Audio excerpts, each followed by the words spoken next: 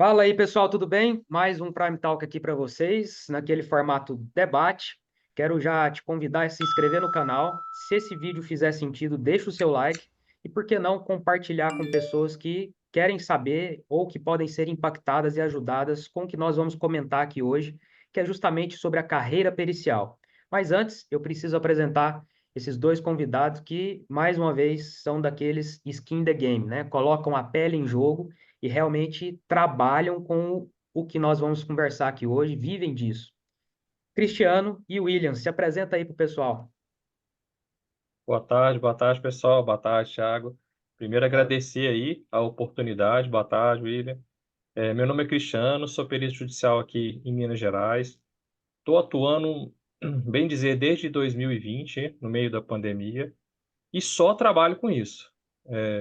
Amo o que eu faço, grafoscopia é uma delícia, e agora a perícia judicial que está vindo, perícia digital que está chegando para a gente, está sendo uma coisa instigante e estamos na luta, estamos estudando para isso. E é isso aí. Muito bom. Diga lá, William. Boa tarde. Meu nome é William, sou perito grafotécnico. Também faço perícia contábil, mas, como o Cristiano falou, eu adoro grafotécnico. É uma coisa que é bastante instigante, é bem gostoso de trabalhar. Comecei a estudar muito sobre esses casos, tanto que acho que já com o Tiago eu já fiz acho que umas 3 ou 4 pós-graduações, para que é uma delícia esse material. E estou há 5, 6 anos, mais ou menos, trabalhando com perícia grafotécnica, maioria aqui no interior de São Paulo. Muito bom. Bom, eu queria começar para a gente falar a realidade mesmo. Como que foi o começo para vocês? Quais foram as primeiras dificuldades que vocês enfrentaram ali depois de finalizar os cursos, né? E realmente começar a encarar a vida real, né? Porque por mais que a gente tenha cursos bastante práticos, que a gente tenta colocar ali realmente casos concretos e situações que são reais, mas você está num contexto que os próprios professores incentivam, né? Ali é o momento de errar. Como que foi o primeiro contato de vocês quando foi para a vida real? Quais foram as primeiras percepções? Eu tenho Pô, 2 momentos. Um, quando eu logo fiz aqueles vários cursinhos que a gente vai fazendo aí, já me sentia pronto para fazer as análises. Comecei a ter dificuldade para conseguir nomeações. Então, o único jeito que eu consegui entrar foi aceitando, foi dizendo mesmo para a vara que eu faria nomeações pela justiça gratuita. Essa foi a minha proposta, porque eu não recebia nomeação. O nome estava lá no tribunal, como eles falam que tem que ser, mas não vinha nomeação de canto nenhum. Então, eu fui até a vara e falei, eu faço pela JG. Foi assim que surgiram as primeiras nomeações. Como eu fui em várias varas ao mesmo tempo, essas várias nomeações acresceram no meu currículo. Então, quando eu fui me apresentar novamente para uma próxima vara, já havia ali mais ou menos em torno de umas 10 nomeações. Só que agora eu já não falava mais em JG. Então, por conta disso, foi surgindo aí as nomeações. Com isso surgiram as dificuldades. As primeiras nomeações, eu achando que já tinha capacidade para analisar com aqueles poucos cursos que eu fiz, foram surgindo os problemas, e aí foi quando eu procurei vocês pela internet, comecei a fazer a pós-graduação, aí a história mudou completamente, né? é Hoje outro já, nível. já me sinto um pouco mais preparado, e assim foi surgindo e vou continuando. Na verdade, comigo foi mais ou menos ali estilo William, mas um pouquinho diferente. O primeiro curso que eu fiz em perícia judicial foi em 2015, mas foi na área de administração em que eu sou formado. Fiz um 2018 de grafo pela internet, fiz um 2019 com a Vivi, que é perita criminal aqui, mas eu não sentia segurança. Eu tinha muito medo com aqueles cursos de entrar, né, e fazer laudo e analisar. Eu tinha uma insegurança danada. Aí foi quando a Vivi nos falou da primeira pós que a gente fez aqui com vocês e tal, e eu vim. Aí sim, para você ter ideia, quando começou o primeiro módulo, eu nunca vou esquecer isso, foi em 2019, se eu não estiver enganado, 2020, não, não me lembro mais. Sei que o primeiro módulo foi em agosto, a primeira aula foi acho que foi com o Eric, eu virei para minha esposa e falei assim, é isso que eu quero para minha vida. Eu, assim, achei aquilo fantástico. Aí, realmente, eu larguei o que eu queria, que eu trabalhava para trás e fui me dedicar. Fiquei um ano, basicamente, dependendo da minha esposa e estudando. Cara, foi ali que eu conheci o William, que a gente depois começou a se entrosar e um ajudar o outro, trabalhar junto. E nessa luta foi indo. No início, o Thiago, foi assim, difícil realmente as nomeações, logo quando eu fiz o cadastro. Eu tenho uma certa facilidade porque minha esposa trabalha no tribunal, então aí ela foi me indicando para um, indicando para outro, e as coisas foram acontecendo. Hoje eu ando sozinho, graças a Deus, mas no início realmente você tinha uma certa resistência, porque vinha de uma época em que não estava começando o AJ, porque o AJ veio para facilitar isso. Então tem aqueles juízes, ainda hoje existe o juiz que te nomeia por indicação, porque ele gosta do teu trabalho. Mas o AJ serve para você ser nomeado de uma forma igualitária para todo mundo. Então, assim, e a coisa vai acontecendo. Para tudo, eu acho que para tudo no início não é fácil. Toda profissão que você vai fazer, você encontra resistência, você encontra dificuldade, mas você tem que ser persistente e batalhar naquilo que você quer. E estudar, demonstrar isso no teu currículo, obviamente, e aparecer, botar a cara a tapa lá e se mostrar e pedir. Foi o que ele falou, ele começou a aceitar com o JG e depois faz paga, fez a paga. Eu aceito até JG nos trabalhos onde que eu já atuo. Eu falei, "Não, vai me nomear nomeia numa JG, mas não me nomeia também numa paga, para me ajudar, para pagar a despesa, até porque eu trabalho mais no interior do que aqui em Belo Horizonte. Porque acaba sendo mais fechado na capital. Tem uns profissionais que já antigamente já atuavam. Então, acho que é bem isso, é bem nessa linha mesmo. Muito bom. E com certeza essa ajuda que a sua esposa te deu, ela faz mais diferença ainda na questão da burocracia do Poder Judiciário, né? Que, Sim. principalmente para quem não tem formação na área jurídica, quem não tem uma formação ali que já sabe como são os trâmites, como é moroso, como é uma classe que é toda pomposa, né? Você tem que ter um Sim, pouquinho de dedo ali, né? Alguns é, magistrados, infelizmente, se colocam num patamar de reis, né? Advogados começam a se achar e querer bater no colega, até nos peritos. Então, temos bons e maus profissionais em todas as áreas, mas no Poder Judiciário, tem aquela questão de quase uma casta, né? Você tá ali num âmbito mais conservador, é um ego, né, respeitar, Thiago? É um ego, ego muito grande. muito ego, mas é um ambiente também conhecido pelo conservadorismo, né? Eu não canso de Sim. citar isso nas minhas aulas, que tem magistrados e isso vira meme aí na internet vez ou outra, tem magistrados que repreendem advogado porque ele não está trajando com gravata. Ele está lá com o paletó, a camisa, mas ele está sem gravata e ele não participa da audiência até online, enquanto ele não coloca uma gravata. Então, esse é o Sim. nível de tradicionalismo que a gente encara dentro do Poder Judiciário. E talvez essa seja a maior barreira, o primeiro choque que eu vejo que tem de realidade, porque esses cursinhos, como o William falou, eles incentivam o seguinte, cara, faz perícia que você vai ter uma liberdade, você vai ter uma possibilidade de ganhos, você nem precisa largar a sua profissão primária e dá para você encarar ali como um bico. Mas aí eu preciso falar uma coisa, né? Tudo aquilo que você encara como um bico vai ser um bico na sua vida. É, Sim. isso Se mesmo. você encara a Isso, perícia como um bico, você nunca vai receber um bom honorário. Aquilo realmente vai ser um bico. É isso que isso as mesmo. pessoas não entendem, né? Uma coisa é você fazer a transação, né, de carreira, né? Você conseguir migrar e, poxa, eu não vou passar fome, né? Eu preciso fazer isso Sim, ser algo natural. Mas a partir do momento que você encara aquilo com seriedade, vai dar certo, né? É impossível. Tudo aquilo que você faz de forma correta vai dar certo. E aí, com isso, eu quero passar para vocês uma segunda pergunta no contexto da grafoscopia e da documentoscopia, que vocês falaram que gostam tanto, qual é a principal dificuldade que vocês enxergaram no início? Chegaram os primeiros casos, vocês ficaram com aquela insegurança, talvez, porque talvez seja uma das mais das ciências mais variáveis que tem, né? Porque tem muita Sim, interpretação.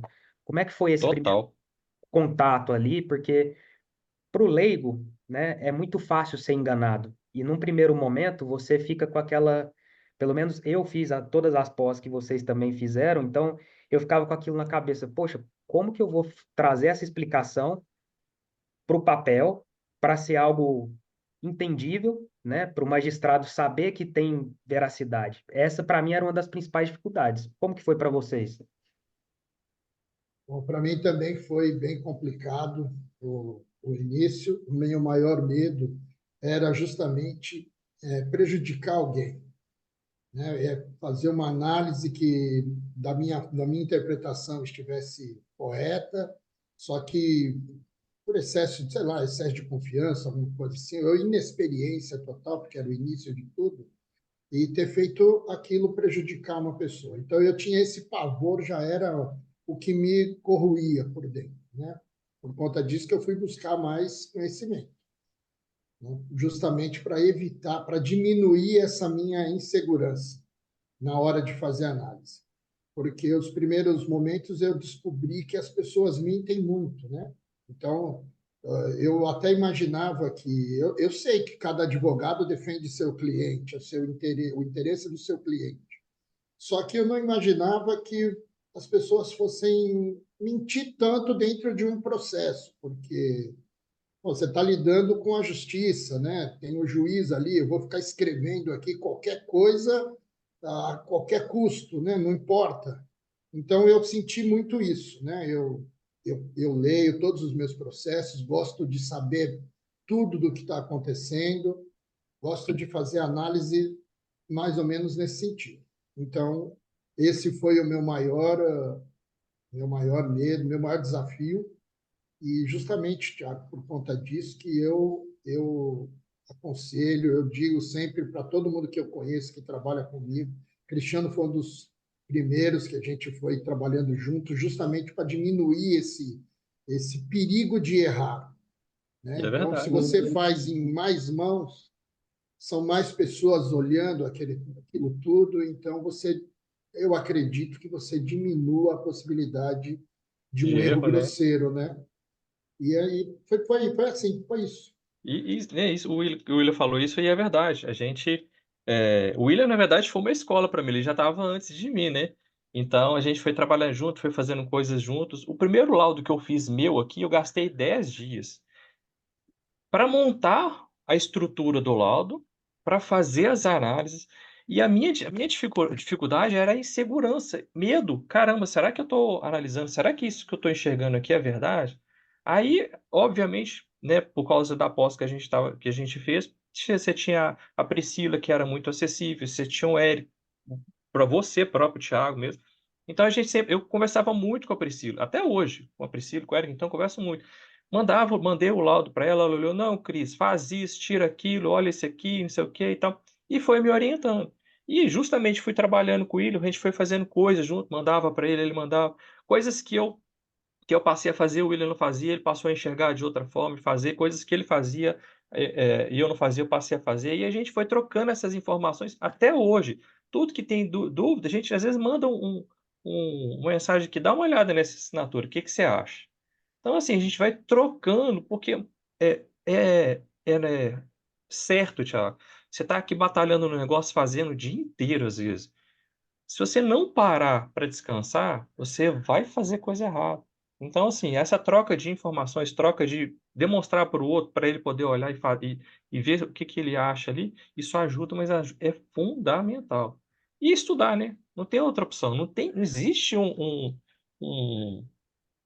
como é que eu posso dizer? Um caminhozinho das pedras mais fáceis, não. Você tem que estudar, estudar, Não dá para estudar, parar, estudar. né? Não dá Não para parar. dá, não tem como parar. Então, você sempre tem que estar estudando. A gente está estudando gráfico, estudando doc, estamos estudando digital. É o que você falou, vai vir outras coisas aí, tem inteligência artificial, vamos ter que estudar, porque é a nossa realidade. Tudo pode acontecer. O William mesmo falou, existem muitas omissões, né, William? Mentira mesmo, É né? terrível, Ali você vai né? fazer uma coleta padrão presencial com a pessoa, às vezes você está vendo que ela assinou aquele documento. Obviamente, você não está fazendo uma análise, mas você tem um olho clínico ali com a experiência. Às vezes a pessoa está tentando disfarçar. Isso já aconteceu comigo algumas vezes. A pessoa enrola para fazer assinatura, não porque ela faz daquele jeito, é porque ela está enrolando mesmo para fazer assinatura. Então, assim, a gente vai vivenciando e vai aprendendo. É a teoria com a prática. Acho que não tem outra solução. E estudar, cara. Se não estudar, a gente vai ficar no mesmo, vai dar volta, volta, volta e não vai sair do lugar. Isso que você falou, Cristiano, eu também te passei uma vez, não sei se você vai lembrar. Eu marquei a colheita e nitidamente o cara estava disfarçando não, ele Disfarçando. estava fazendo uma assinatura dele, mas que não tinha nada a ver com aquela história, né? Começou Sim, a fazer umas letras enormes e tal, e como eu não podia interferir muito naquilo, eu já era o terceiro perito nomeado nesse processo, que dois laudos já haviam sido anulados. sim. Eu fui deixando o cara viver ali aquele momento dele. Passado um mês ou outro, eu marquei uma nova colheita de assinatura. Eu lembro que você me falar esse caso. Lembra? Eu marquei uma nova colheita. Dessa vez, acho que ele já não lembrava mais o que é que tinha acontecido, a forma como ele assinou daquela vez. E aí, com essa nova colheita, ele revelou vários detalhes na Elementos ali. assinatura dele que foi o suficiente para a gente resolver o caso. Entregou, né? A pessoa entrega de alguma forma. Então, eu gosto muito, na coleta padrão ali, eu solto a pessoa, eu deixo ela, assim, eu vou deixando ela à vontade, mas eu vou cercando ela de uma forma que eu vou perguntando aqui, perguntando ali. Já chegou, como já chegou a acontecer com você, a pessoa confessar que assinou. Você Aí já eu cruzei contou os, essa história? eu cruzei os braços assim e falei assim, mas como assim? Não, eu assinei, doutor. Eu falei, eu pensei, né? Eu não falei, não, né? Já vamos ligar Entregou para o o outro. juiz para ele vir aqui e já É, resolver isso tudo? já resolveu esse negócio todo aqui. Então, nesse caso específico, até no meu caso aqui que eu fiz, na verdade, eram 8 contratos que a mulher tinha feito. Realmente, ela assinou os 8 contratos, mas ela tinha negociado para ajuizar uma ação que era aquela questão de cartão de RMC. E o advogado, o que que ele fez? Ele pegou a assinatura dela da procuração e ajuizou todas as ações. Aí não tinha que ser lógico, ela assinou, entendeu? Eu falei, caramba, assim, deixa ela resolver para lá. O meu papel eu vou fazer aqui e ela já confessou. O perito tem essa prerrogativa, né, de entrevistar a pessoa. Então, eu fui lá e fiz. Isso é uma das coisas que talvez seja mais negligenciada pelos peritos, né? Deixar de observar os poderes que o próprio Código de Processo Civil, lá no artigo 473, ele dá amplos poderes para o perito, né? Tá? Isso. O texto de lei é muito específico.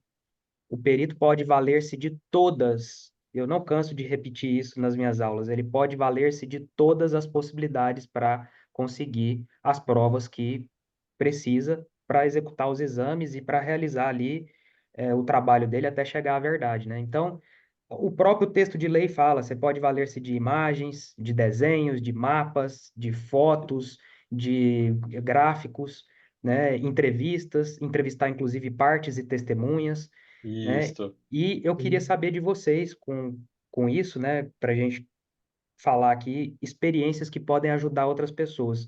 Que vocês relatassem aí pelo menos duas experiências que cada um de vocês viveu, que marcou mesmo um processo que foi marcante, que vocês atuaram, e falou, poxa, esse aqui eu fiz um bom trabalho e não que os outros não sejam bons trabalhos, mas que realmente marcou vocês.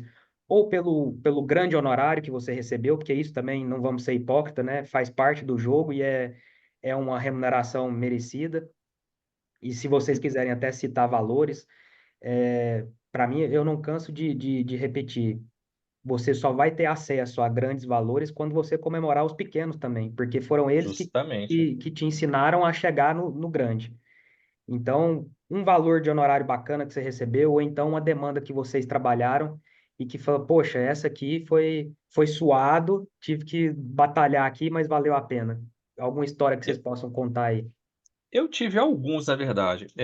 Um que eu sempre comento, ele já sabe, é um caso que eu fiz de um contrato de compra e venda de uma fazenda, que era para ser um valor que eu deveria cobrar alto, E, na verdade, eu não fiz. Para mim, naquela época que eu estava começando, eu entendia como alto. E depois que eu fui ver, tinha assistente técnico. Quando eu realmente fui fazer a coleta de assinatura, aí que eu raciocinei. Falei, caramba, eu podia ter cobrado aí 3 vezes o valor que eu cobrei. E porque um dos assistentes técnicos, inclusive, era uma colega nossa de sala daquela primeira pós. Então, mas resumo, eu fui lá, fiz a coleta direitinho, era um caso, o autor, na verdade, ajuizou a ação como se tivesse comprado a fazenda dos donos, que eram os réus. Era o marido e a mulher, o marido já tinha falecido, então peguei padrões dele naturais, fui em cartórios e tal, então consegui fazer as análises. Agora, um caso assim, que me chamou a atenção nessa situação, eu sempre comento isso na aula que eu tenho dado também, é que eu reservei uma sala aqui em BH durante 3 dias para que os assistentes técnicos pudessem acompanhar o trabalho. Obviamente, eu marquei a perícia numa quarta-feira e fiz essa reserva para uma terça ou quarta-feira da semana seguinte, para que no final de semana eu escaneasse toda a documentação, enviasse para eles em alta resolução, mas que eu também chegasse naquele dia com uma ideia do que eu já tinha visto ali, uma convicção daquilo. E justamente foi o que aconteceu.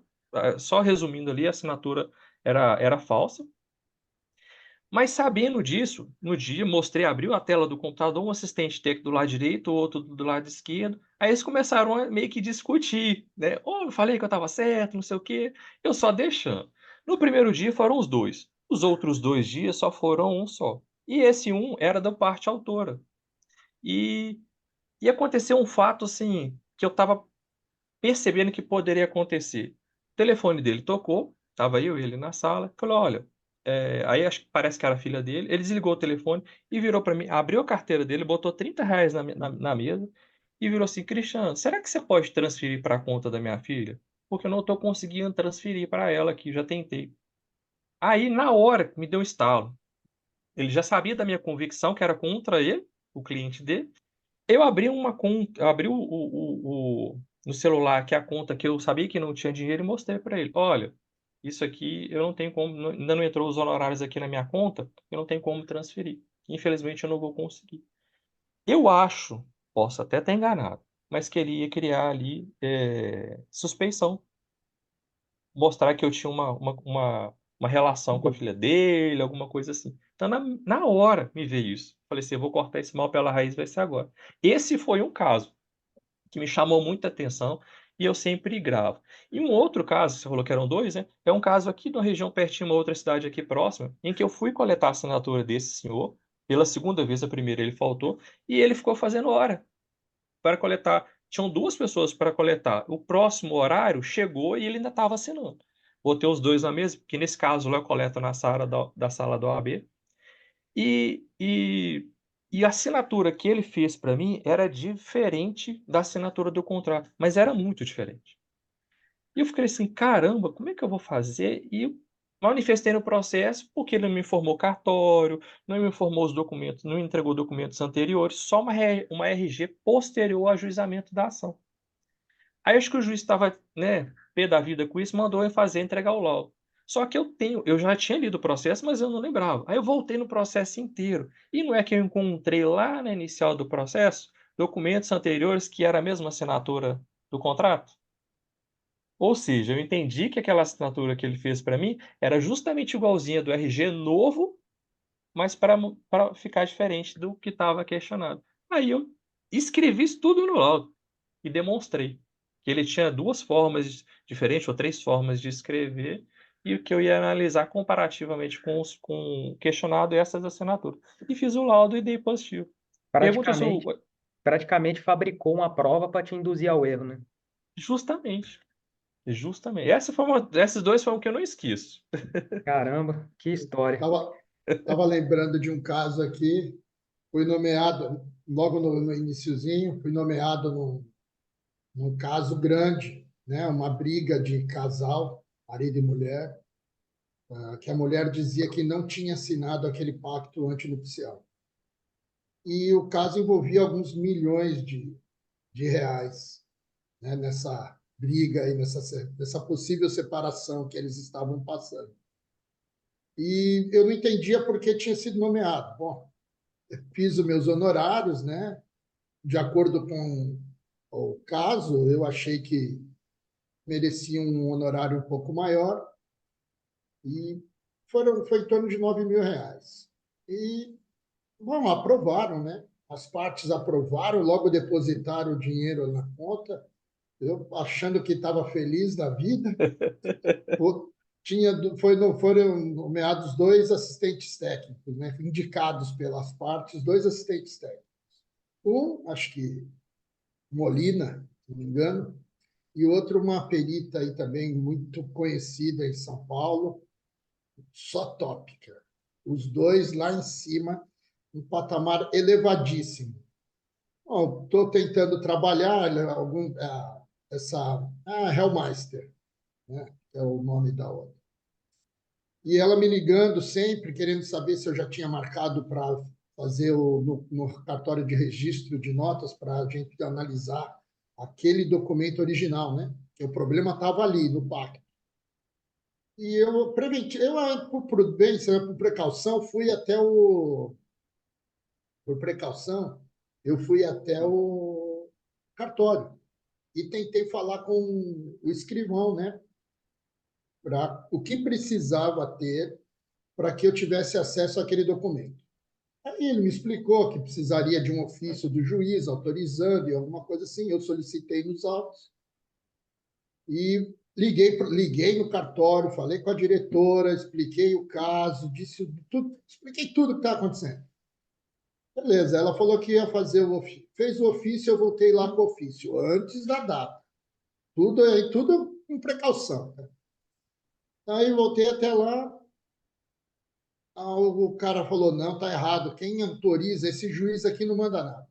Quem Ó, autoriza para que eu tenha que mostrar algum livro aqui tem que ser o juiz corregedor do cartório. gente, E enquanto você não conseguir essa autorização, ninguém vai ver nada aqui. Beleza. Voltei de novo no cartório, expliquei tudo mais. Bom, no meio dessa confusão, eu percebi que a diretora já me olhou com uma cara meio diferente. Pediram que eu me manifestasse em 24 horas sobre o pedido, né? Pô, 24 horas, cara, para falar a verdade, não deu tempo de eu abrir o meu e-mail. Quando eu abri os e-mails para me manifestar, eles já tinham nomeado um outro período. nossa. Tiraram Acho- o melzinho da minha chupeta e, no final das contas, eu vi no resultado pela televisão, que era um caso famoso, acabou que a mulher não havia assinado mesmo aquele documento. Você me contou esse caso, agora eu tô Eu lembrando contei dele. para você, lembra, Contou. né? Esse foi triste, cara. Foi triste Caramba. porque depois de algum tempo eu descobri como é que na verdade, o escrevente do cartório é ele mesmo.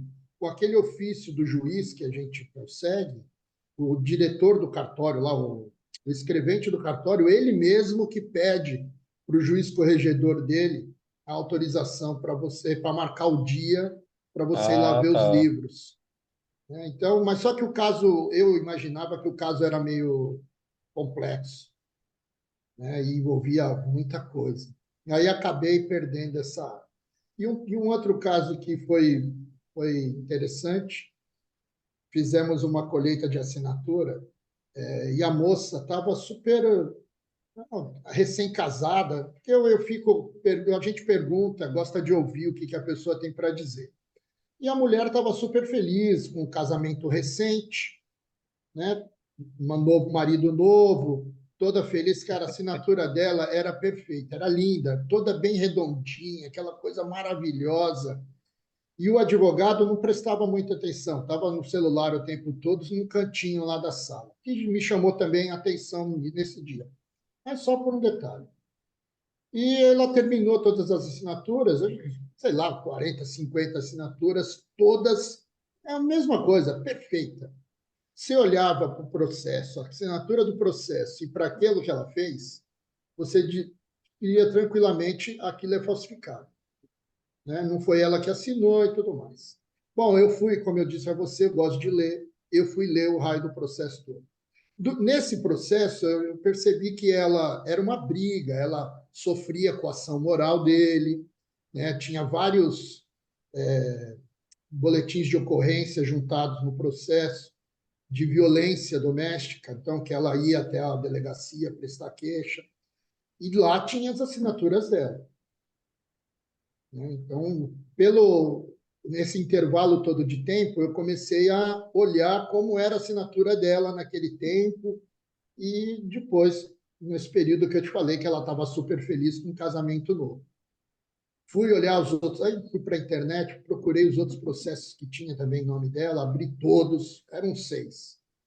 E fui acompanhando as assinaturas dela para esses advogados, né, nas procurações, nos documentos juntados. Tinha processo que ela dizia que tinha assinado, tinha processo que ela dizia que ele dava o papel em branco para ela assinar. Então, ela não conseguia dizer exatamente o que é que tinha acontecido, mas foi o suficiente para a gente elaborar,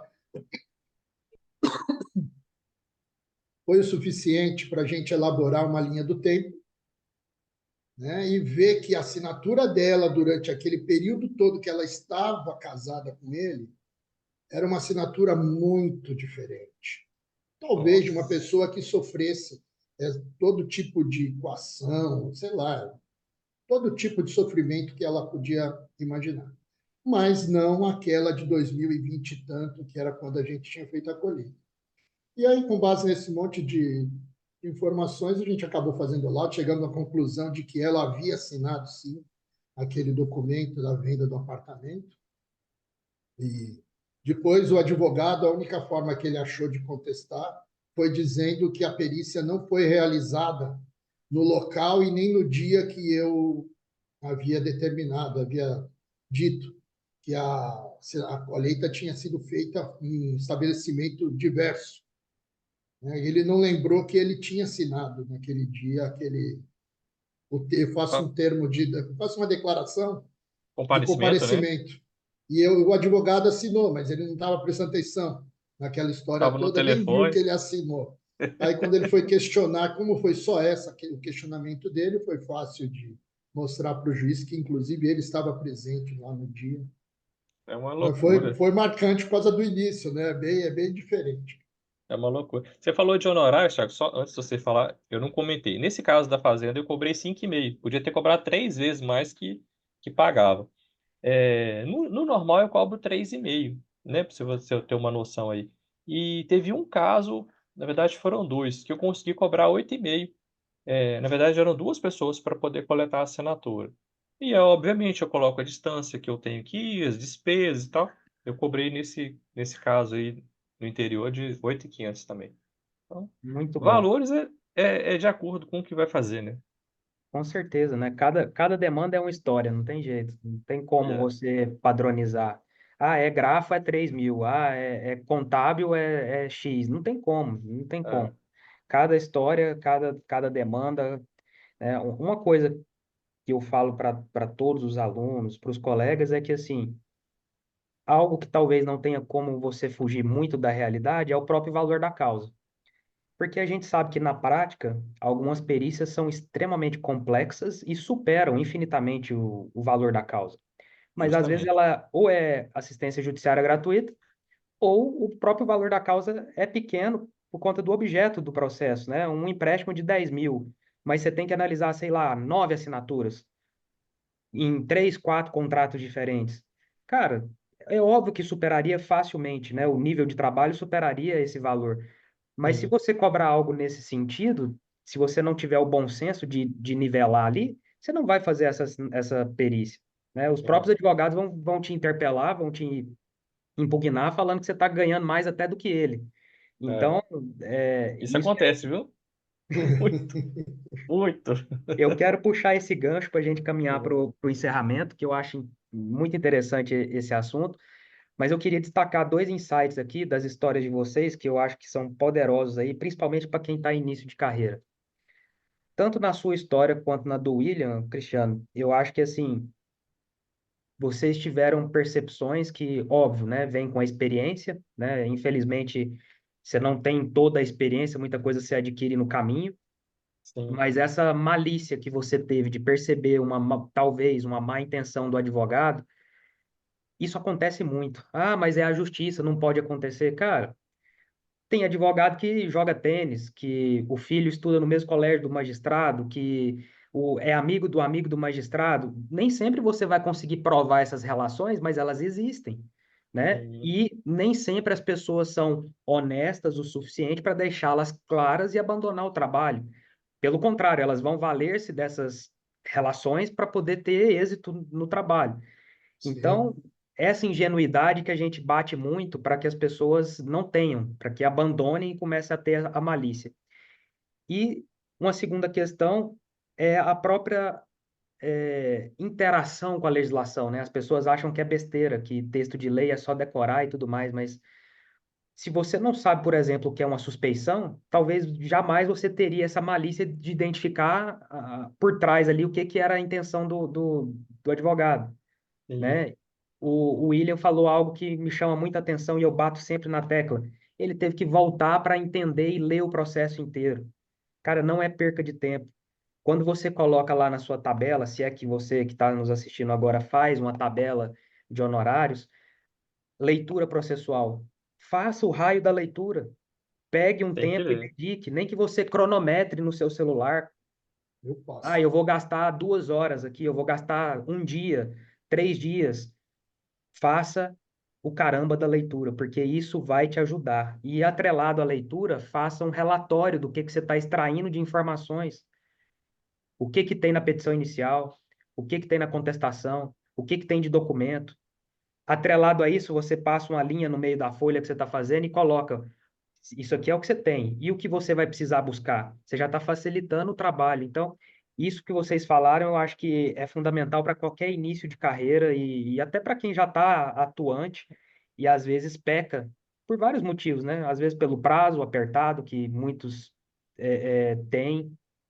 O William acabou de comentar aí que recebeu um prazo de 24 horas para se manifestar, né? Talvez seja o mais desumano dos prazos dentro do Poder Judiciário.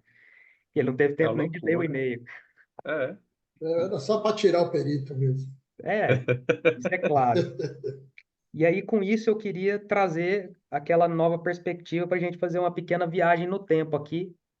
Se o Cristiano de hoje, o William de hoje, pudesse visitar, né, entrar numa máquina do tempo e visitar o William e o Cristiano de 5, 6 anos atrás, qual que seria essa mensagem que você tem uma mensagem só para dar para vocês lá no início da carreira? Qual que seria essa mensagem de perspectiva do que fazer, do que não fazer? Olha, vai por aí, não vai por aqui.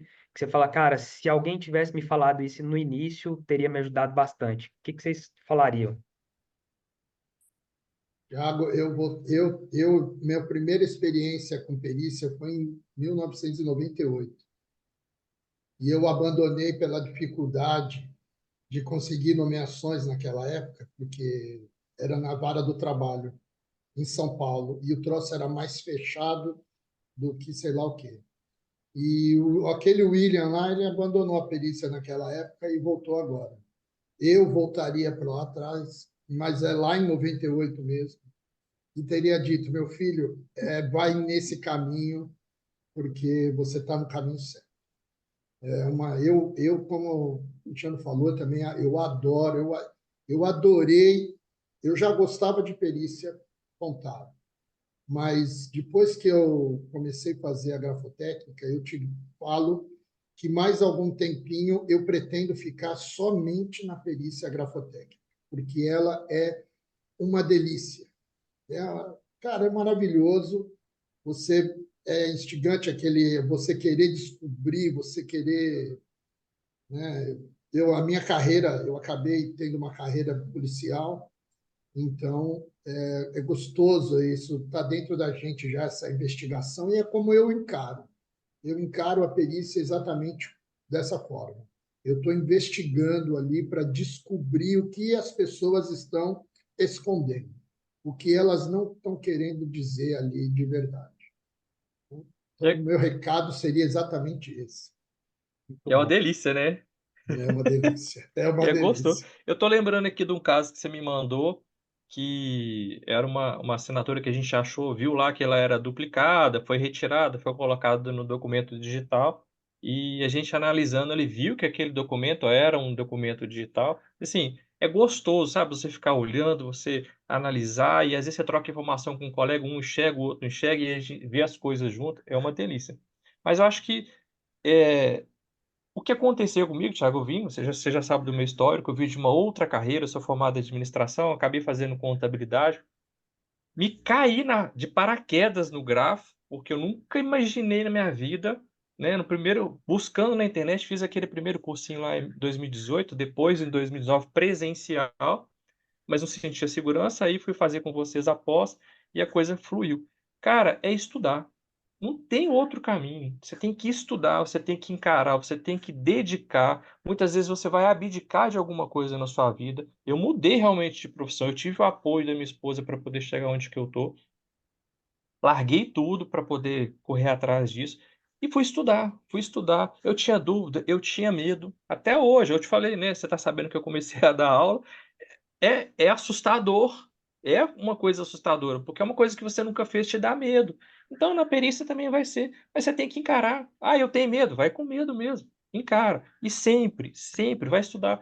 Foi o que você falou lá. Você tem. Ah, a lei, o Código de Processo Civil é a letra da lei. Caramba, você não precisa decorar, mas você tem que entender. Você não precisa saber o que o artigo tal fala isso. Não, mas precisou, você vai lá e consulta. Vai fazer uma coleta de assinatura? Vá lá e consulta para você chegar lá, se precisar, se tem embasamento para falar alguma coisa, né? Se precisar. Então, acho que o caminho é esse. Eu falaria lá para o Cristiano de trás que poderia ter sido mais lá atrás ainda. Por que que você não mudou antes, né? Você esperou praticamente a pandemia para mudar. Então, nunca é tarde, mas é o caminho é estudar. Não tem outra solução, não. Eu enxergo assim. Muito bom. Eu vejo duas possibilidades para uma pessoa que desiste da área pericial. A primeira é porque ela entrou com outra cabeça. Ela entrou não conhecendo e não sabendo o que que é o trabalho pericial. E aí é óbvio que vai se frustrar, né? Eu gravei um vídeo, inclusive está no nosso canal, que a Bruna, antes de comercializar qualquer treinamento, qualquer curso nosso, eu falo para ela, manda esse vídeo. E lá eu falo para ela, eu falo no vídeo para as pessoas, o contexto da área pericial, qual que é? Cara, você gosta de falar com advogado? Você gosta de ler? Você gosta de ter contato com legislação, com artigo, com saber como que as coisas acontecem dentro do judiciário, se precisar ir numa audiência? Se esse assunto te causar repulsa, te causar medo, não mexe com isso, porque você vai se frustrar. Justamente. Você vai se frustrar. Agora, se. Porque, assim, as pessoas acham que só dominar a área, tanto que eu não me meto na área técnica. Tem profissionais infinitamente maiores do que eu. Na grafoscopia, para eu chegar no nível de Samuel, eu tenho que estudar muito. E eu Nós todos. eu não quero, E bota muito nisso. Nós todos. não quero nem pensar nas horas que eu preciso dedicar para chegar nesse nível. Então, o que que eu sou bom? Eu sou bom em entender essa burocracia, eu sou bom em escrever e passar para as pessoas o quanto a escrita pode fazer diferença.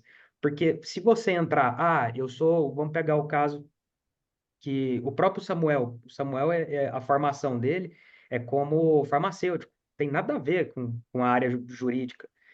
E as Uhum. pessoas ficam questionando, poxa, várias de vocês já receberam impugnações aí, inclusive, William, eu queria que você comentasse rapidinho daquele Aquele desafio. caso. O próximo assunto nosso aqui, para a gente encerrar, vai ser as impugnações. Várias vezes as pessoas impugnam por não ter a formação, mas nem sabe que tem formação para essa área. A formação nessa área são a nível de pós, a nível de curso de extensão. Então, eu sou um apaixonado pela minha área.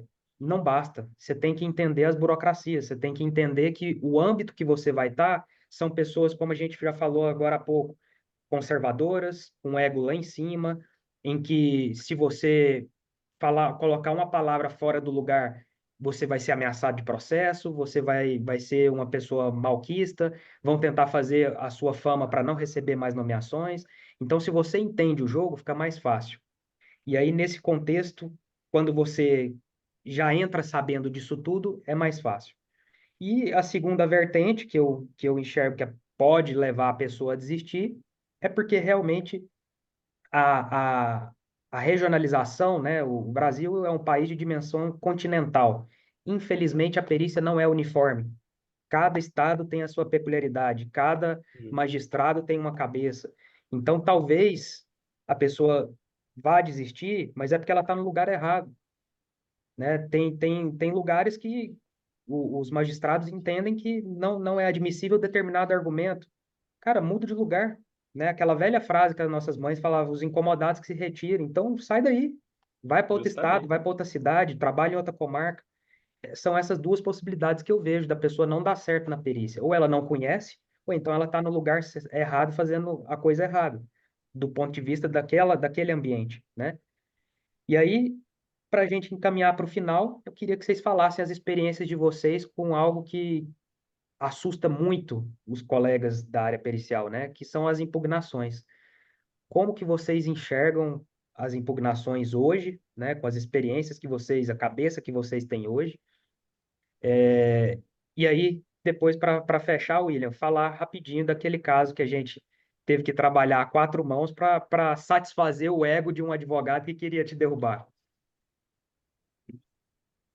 Eu vou começar a falar, que aí o William depois já dá continuidade. Olha, Chá, eu tento, caramba, assim, fechar o laudo de uma maneira para não ter impugnação. Eu lembro do Samuel falando: se você tem uma dúvida nesse traço aqui, não fale dele, fale de outra coisa. Então, assim, tudo que eu demonstro, eu falo, eu escrevo e demonstro. Tudo que eu realmente demonstro, eu estou escrevendo ali.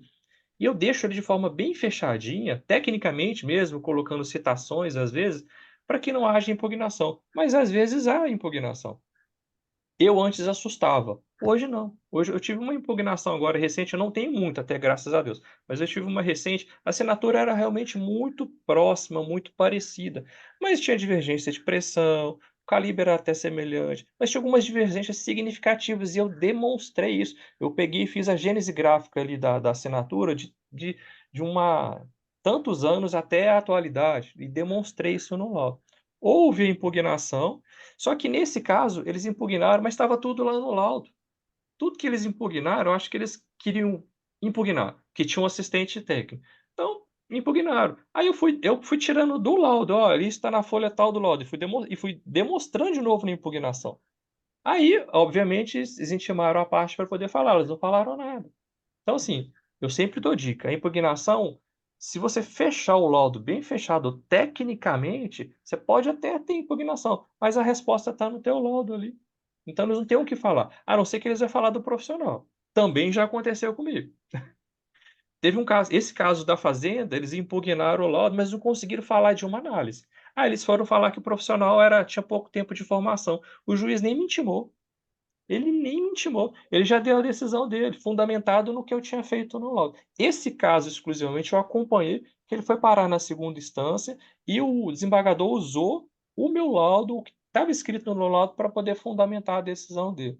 Então, é isso que eu falo. Tecnicamente, tem que ser bem fundamentado para não ter dor de cabeça. Passa a bola para você, William. Eu também faço como o Cristiano estava dizendo, todo mundo que trabalha comigo, eu falo sempre para a gente nunca colocar uma análise que está dando, que dá margem. Então, quando a gente termina o laudo, eu sempre falo, olha para o laudo, olha para as análises e veja se você fosse o assistente técnico. Está claro ou você vai querer impugnar porque não está tão claro? Não está tão claro, tira aquela análise e vamos trabalhar melhor aquela demonstração. Então, até esse momento, eu não tive assim nenhum, que eu me lembre, nenhuma impugnação relacionada às análises. Agora, com relação ao perito profissional, né, eu já tive, não é fácil. Hoje eu já aprendi também até enxergar de uma forma diferente. A gente tem que entender que o laudo ele vai estar, ou ele vai estar ajudando não, ou ele vai estar sendo do interesse de alguém, ou às vezes de nenhum dos dois, né? Então, no contábil eu vejo muito isso, né? Porque às vezes eu faço o laudo e ele não está agradando nem o exequente, nem o executado, né? Então, aí vem impugnação dos dois lados. No grafo, você tem uma chance, né? Que você está, pelo menos, só tem um chateado com o seu resultado, né? E aí ele vai impugnar, tem menos impugnações. nós tivemos aquele caso, né, Thiago, que você me ajudou bastante, e foi porque esse advogado, depois do laudo entregue, na colheita ele foi muito, Rude? não, ele foi bem gentil, bem simpático, né? Ficou conversamos muito, expliquei para ele, ele queria saber como que eu lidava com alguns casos na conclusão, expliquei que mesmo que a minha conclusão seja de autenticidade num documento que não seja o original, né? Um documento que só tem a cópia, eu coloco uma ressalva dizendo que a perícia não tem como analisar, não tem como dizer se aquilo não é fruto de uma colagem, um decalque, porque não foi analisado o original. Expliquei tudo isso para ele, conversamos bastante ali, os dois advogados estavam lá, inclusive, e foi tranquilo a colheita. Depois que o resultado do laudo foi contrário à cliente dele, e aí começou o problema, né? Ele começou a impugnar o laudo, não o laudo, mas a impugnação do laudo era referente à minha formação. Ele pegou um currículo meu mais antigo, que era da área contábil, né? Que eu já vinha colocando que estava fazendo especialização em grafoscopia. Mas naquela época que eu estava só no contábil, eu ainda não era perito grafotécnico. Ele pegou aquilo e disse para o juiz que eu era um mentiroso, que eu estava enganando o tribunal, né, dizendo para o tribunal que eu tinha especialização, né, e eu não tinha especialização nenhuma, tanto que o laudo era aquela porcaria. E assim foi a briga, né? Na época eu apresentei a declaração que o Thiago forneceu lá na época de conclusão da minha pós, né? Anterior à nomeação, tudo, mas ele dizia que aquela declaração não valia nada, que ele queria um documento do MEC. E quando nós apresentamos o documento do MEC, ele disse que a faculdade não era credenciada no MEC. Ele criou, porque ele fez pesquisa, ele fez um monte de coisa e era tudo mentira, era tudo um engodo. E aí eu já acho que era a quarta, né? O quarto esclarecimento, mais ou menos, que a gente estava prestando em relação a isso. Aí nós fizemos um passo a passo de como que ele entrava para pesquisar no MEC a faculdade, para encontrar que aqueles cursos eram autorizados. O Tiago já havia formado toda a documentação que a gente precisava mostrar.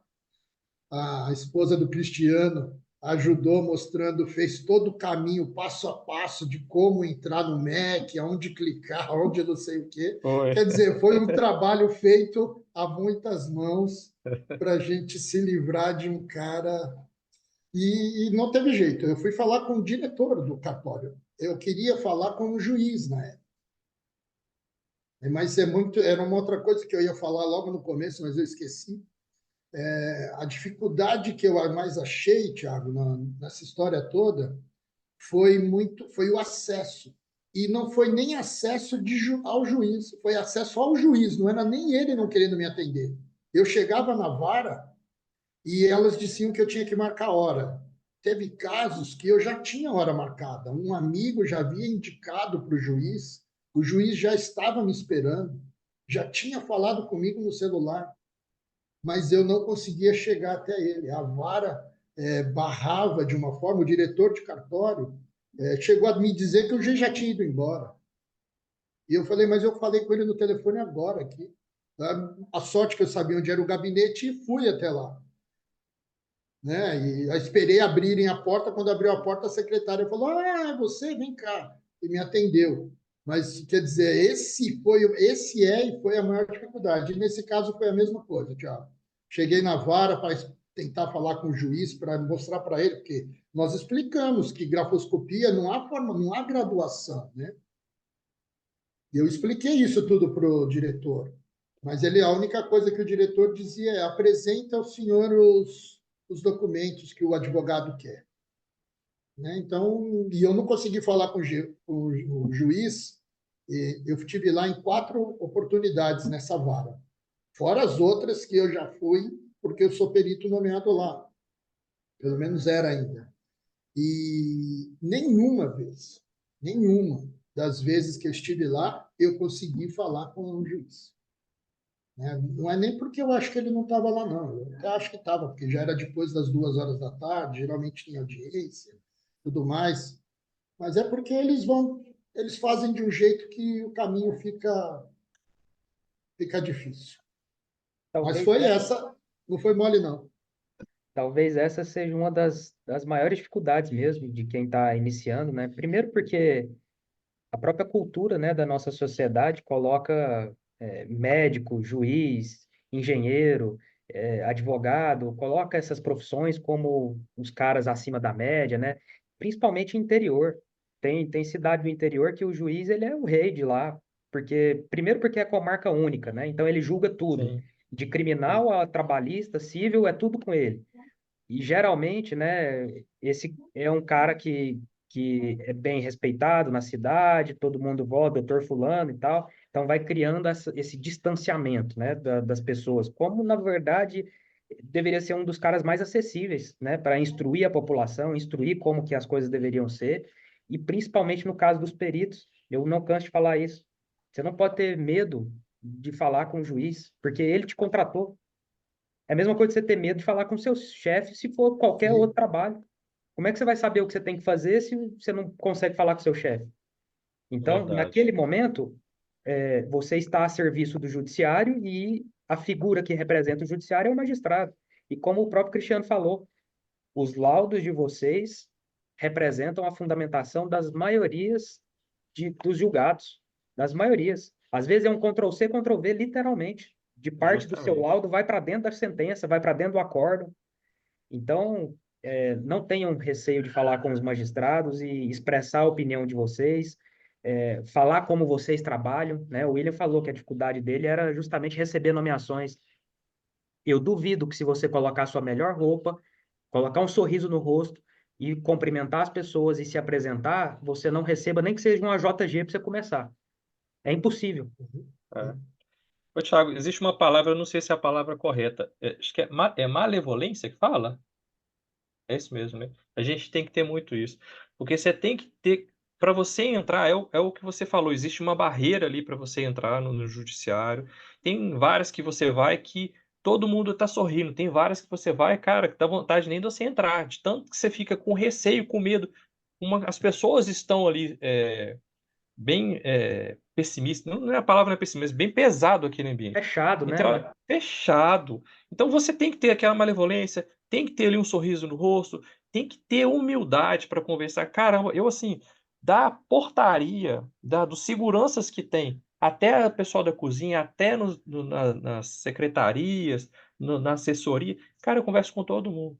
Eu tenho essa tranquilidade. E eu até evito muito de conversar com o juiz em si, para não criar aquele vínculo, nem nada. Mas eu converso com o assessor. Hoje tem assessor que eu tenho o WhatsApp, porque às vezes precisa de resolver alguma coisa. Tem assessor que já falou comigo, Cristiano, quando você peticionar aqui a data, às vezes é no interior, fazem muita coisa, me manda aqui só para mim poder ajustar aqui, pra você não perder. Aconteceu ontem, uma assessora me ligou, que eu tinha agendado uma perícia agora para o dia 26, mas não dava tempo de a gente chamar as partes mais.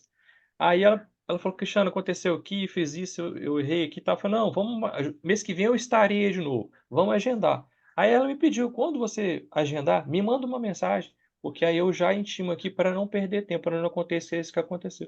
Então você vai criando um vínculo ali que vai te facilitando o teu trabalho. E a mesma coisa para receber.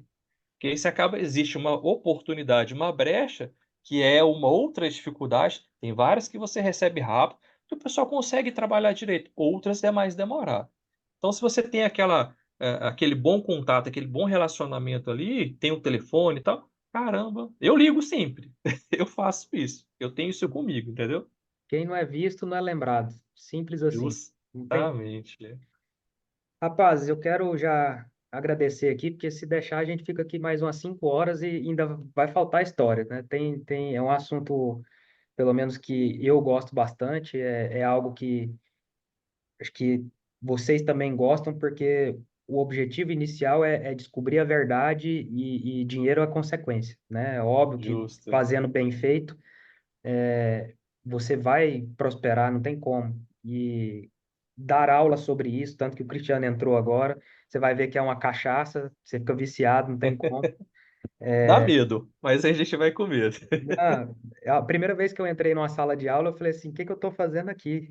Apesar de amar, de um dia querer, mas quando você Sim, vai para a realidade, é assustador. dá medo. E que bom que é assustador, por sinal que você respeita aquilo que você está fazendo. Você não vai fazer de qualquer Jus- jeito, né? Então, Justamente. quero agradecer aí o tempo de vocês, né? Não canso de repetir isso. Para mim é o nosso maior ativo, porque não tem como comprar mais, né? O resto tudo você compra mais, mas tempo e saúde não tem como você comprar, né? Então, Verdade. quando vocês dedicam aqui 40 minutos, uma horinha que seja para a gente bater um papo, já é de grande valor, sem contar as experiências, né? Que essas são inestimáveis. Poder falar esse tipo de coisa que vocês vivenciaram para uma pessoa que está começando agora ou para uma pessoa que não teve essa experiência e já se prevenir, já se preparar, é algo que não tem preço. Então, muito obrigado aí o tempo de vocês, né? Espero que continuemos juntos aí por diversos momentos, tanto educacionais quanto experiências profissionais também. E espero que vocês continuem prosperando para ter mais experiência para compartilhar. Eu agradeço, Tiago, pelo convite. Um momento agradável passar aí na companhia dos amigos. E vamos ter muito tempo junto ainda, porque eu vou ter que continuar fazendo esses cursos aí que você vai criando para ficar atualizado, né? Senão a gente perde muito. Mas Vamos que obrigado. vamos. Também agradeço, Thiago. Agradeço o convite, agradeço o William. Coloquei o William nessa, né? Falei, chama o William. Nem Acho que me é fala. bom. Não é bom a gente trocar essa experiência, como você falou, é um bate-papo mesmo, e é uma interação, e sim, pelo menos não é muito tempo que eu tô, mas já tem muita coisa já aconteceu, a gente vivenciou muito. E, cara, assim, tô à disposição. Precisando de mim, né? Sempre pode chamar que a gente tá aí. Porque deve é. Agradeço demais. Muito bom. Obrigado, pessoal. Até a próxima.